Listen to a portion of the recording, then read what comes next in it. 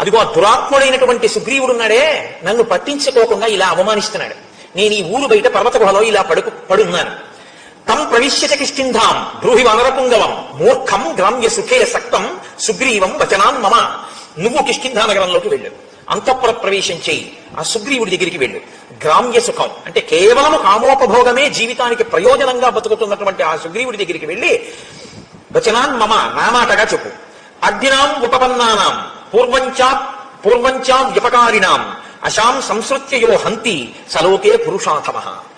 మిత్రులైన వారి దగ్గర ఉపకారాన్ని పొంది ప్రత్యుపకారం చేస్తానని మాట ఇచ్చి చెయ్యవలసిన ప్రత్యుపకారాన్ని చెయ్యకుండా వేళ దాటిపోయినా దాని గురించి పట్టించుకోని వాడెవరున్నాడో వాడిని పురుషాధముడు అని లోకం పిలుస్తుంది. బంగారు మొనలతో ఉన్నటువంటి నా ధనస్సుని పట్టుకుని నేను మళ్లీ యుద్ధభూమిలో నిలబడి వింటినారిని విప్పి ధనస్సుని వంచి వింటినారిని కట్టి నా అక్షయ బాణ తూణీరంలోంచి మెరిసిపోతున్న బంగారు బాణాన్ని వింటినారిని టంకారం చేసి బాణమును తొడిగి ప్రయోగించడానికి సిద్ధపడినప్పుడు వచ్చేటటువంటి పిడుగుల ధ్వనిని వినాలని సుగ్రీవుడు కోరుకుంటున్నాడేమో కనుక్కో.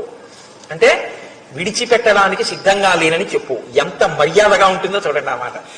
నిన్ను చంపేస్తానో అనడు, నా బాణపు అల్లెత్రాడు కట్టి బాణప్రయోగం చేయడానికి సిద్ధంగా ఉన్నప్పుడు నేను చేసేటటువంటి ధనుష్టంకారాన్ని యుద్ధభూమిలో వినాలనుకుంటున్నాడా అడుగు. వాలి విడిపోయినటువంటి మార్గం ఇంకా మూసుకుపోలేదు, తెరిచి ఉందని గుర్తు చెయ్యి. అలా వెళ్ళాలి అనుకోకపోతే తానన్న మాట నిలబెట్టుకోమన్నానని చెప్పు. వాలిని ఒక్కడే చంపేశాను ఒక బాణంతో, సుగ్రీవుణ్ణి సబాంధవంగా బంధువులందరితో చంపేస్తానని చెప్పు. కాబట్టి ఇప్పుడు రాముడు అమ్మ బాబోయ్ వీణి వెళ్ళమన్నాను, నేను బాధపడ్డం విన్నాడు, ఇప్పుడు వెళ్ళి సుగ్రీవుని అక్కడే చంపేస్తాడు బాణం వేసి. అక్కడ పరిస్థితి కొంచెం ఏమైనా తేడాపాడగా అసలు నన్ను పట్టించుకోనట్లు కనపడితే బాణమే వదిలిపెట్టేస్తానంతే తప్ప ఆయనకి ఇంకేం అక్కర్లేదు జీవితంలో. ఆయన ఒకే ఒక్క జీవిత లక్ష్యం ఏమిటంటే రాముడు సంతోషంగా ఉండాలి. రాముడు సంతోషంగా లేడి వల్ల బాధపడ్డాడు, ఎవరి వల్ల బాధపడ్డాడు, అది ఆయన వల్ల బాధపడ్డాడు అంతే. ఇంకిప్పుడు ఎంత కోపంగా ఉంటాడంటే ఇంకా అదుపు చేసుకోలేకపోయాడు కోపాన్ని అన్నది చెప్పడానికి మహర్షి ఎంత అందంగా చెప్తారో తెలుసండి. ఆయన బయలుదేరాక కిష్కింధకి వెళ్ళడానికి ఎలా వెళుతున్నాడంటే, ఆయన కాలిబాట వెంట నడిచి వెళ్ళడానికి వీలైనటువంటి చక్కని బాట ఒకటి ఉంది కిష్కింధకి, కానీ అది కొంచెం దూరం. ఇప్పుడు ఆ బాట వెంట వెళ్ళలేదట. కోపించినటువంటి ఏనుగు ఎంత వేగంగా వెళుతుందో అలా బుసలు కొట్టుకుంటూ రుసరుసలాడిపోతూ పక్కన ఉన్నటువంటి అడ్డదారిలో వెళ్ళిపోతాడట. వెళ్ళిపోతున్నవాడు ఏం చేస్తున్నాడు, సాల పాలాశ్వ కర్ణాంశ్చ తరసా పతయన్ బహూన్. అక్కడ కనపడినటువంటి అనేకమైన వృక్షములను కోకటి వేళ్లతో పెకల్చేసి పైకి విసిరేస్తున్నట్టు. పర్వత శిఖరములు కనపడితే పరిగెత్తుకుంటూ వెళ్ళి ఆ శిఖరములను ఊపేసి వాటిని చేత్తో పట్టుకుని ఆకాశంలోకి విసిరేసి ముక్కు ఇలా అనుకుంటూ బుసలు కొడుతూ ఆ వెళ్ళిపోతున్నప్పుడు శిలాశ్చ సకలీ కుర్వన్ అలా వెళ్ళిపోతూ చూడండి రాయి కనపడుతుంది, దాని ఒక్క కన్ను తన్ని బదలగొడేస్తున్నట్టు. ఎందుకు తన దారిని తాను వెళ్ళాలి కానీ ఒక్కొక్కరు చూడండి నడుస్తూ రాడు తంతుంటాడు, అది ఎవరి మీదగా వెళ్ళి తగ్గుతుంది. అలా శిలాశ్చ సకలీ కుర్వన్ రాళ్లు బద్దలైపోయేటట్టుగా తంతున్నట్టు వాటిని తంతు పద్యాంగ జైవాశుభ అత్యంత వేగంతో వెళ్ళిపోతున్న ఏనుగుల దూరం ఏకపదం త్యక్వా ఆ సౌకర్యంగా వెళ్ళగలిగినటువంటి మార్గాన్ని విడిచిపెట్టేసి యయౌ కార్యవశాద్ధృతం పనిని సాధించుకోవడం కోసమని దగ్గర త్రోవలో వెళ్ళిపోతున్నట్ట. అంటే అదుపు తనంత తాను అదుపు చేసుకోలేని కోపాన్ని సుగ్రీవుణ్ణి ఏమనద్దన్నాడు, సుగ్రీవుణ్ణి చంపద్దన్నాడు. ఇప్పుడు సుగ్రీవుణ్ణి చంపకుండా సుగ్రీవుణ్ణి ఏమనకుండా నిగ్రహించుకోవాలంటే కోపాన్ని దేని మీద పెట్టాలి. అత్త మీద కోపం దుఃఖ మీద చూపించారంటారు. ఆఫీస్లో బాస్ ఏమనలేక ఇంట్లో వచ్చి భార్యను తిరుగుతుంటారు ఒకడు, అలా ఉంటుంది. అందుకని చెప్పి ఇప్పుడు సుగ్రీవుణ్ణి ఏమనకూడదు కాబట్టి పాపం చెట్లు ఏం చేసాయి, వాటిని పీకేస్తున్నాడు. పర్వత శిఖరాలు ఏం చేసాయి, వాటిని పీకేసేసి ఆకాశంలోకి విసిరేస్తున్నాడు. రాళ్ళు ఏం చేసాయి, వాటిని బదలగొడేస్తున్నాడు. అంటే కొంత కోపం తీరిపోతుంది అన్నమాట. అంటే ఇంకా తట్టుకోలేకుండా అన్నయ్య చెప్పిన మాటకి కట్టుబడాలి. మరి అన్నయ్య అందు భక్తి అలా కట్టుబడాలంటే ఈ కోపం ఇంకోళ్ళ మీద చూపిస్తున్నాడు. అంటే కోపం పోయిందా, పోగొట్టుకునే ప్రయత్నంలో ఉన్నాడు ఇంకా.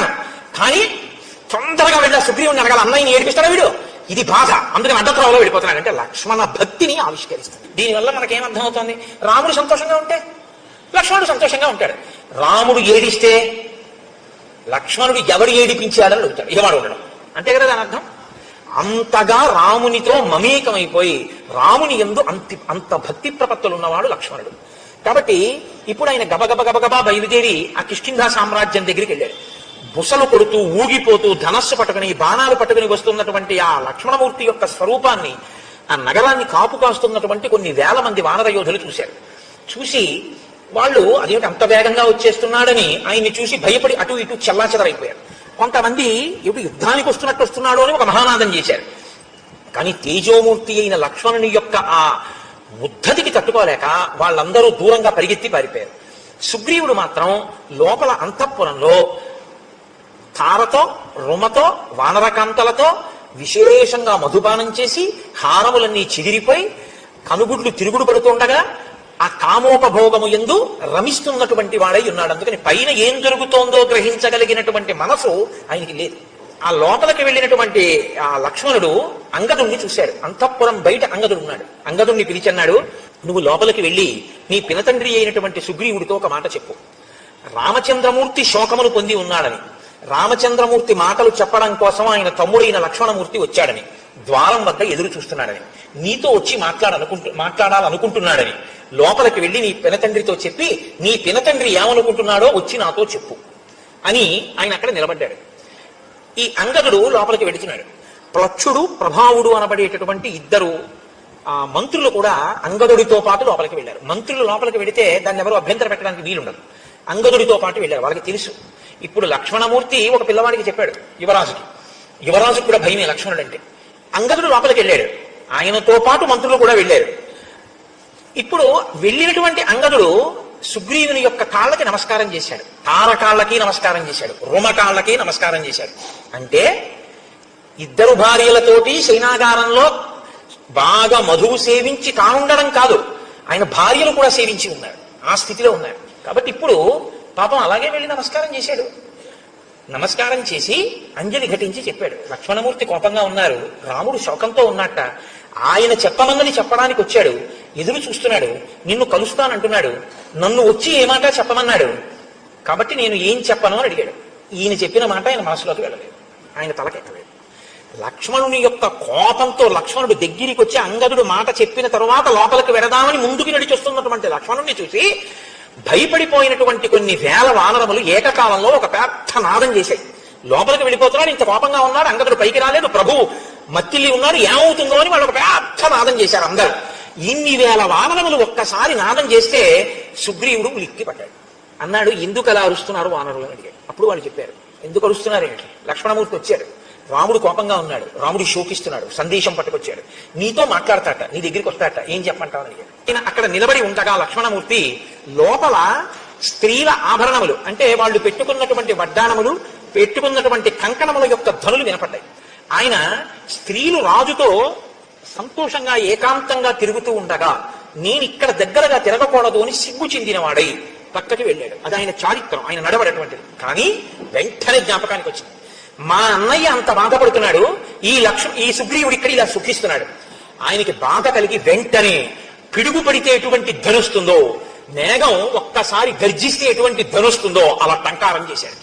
చేసేటప్పటికి లోపల ఉన్నటువంటి సుగ్రీవుడు అదిరిపోయి ఆసనం మీద ఉన్నవాడు ఉన్నట్టుగా ఒక్కసారి లేచి నిలబడ్డాడు. నిలబడి తారని పిలిచి అన్నాడు, తారా, ఇంత ఆగ్రహంతో ఉన్నటువంటి లక్ష్మణుడికి నేను ఎదురుపడి మాట్లాడడం కష్టం, నేనున్న పరిస్థితిలో లక్ష్మణుడితో మాట్లాడలేను.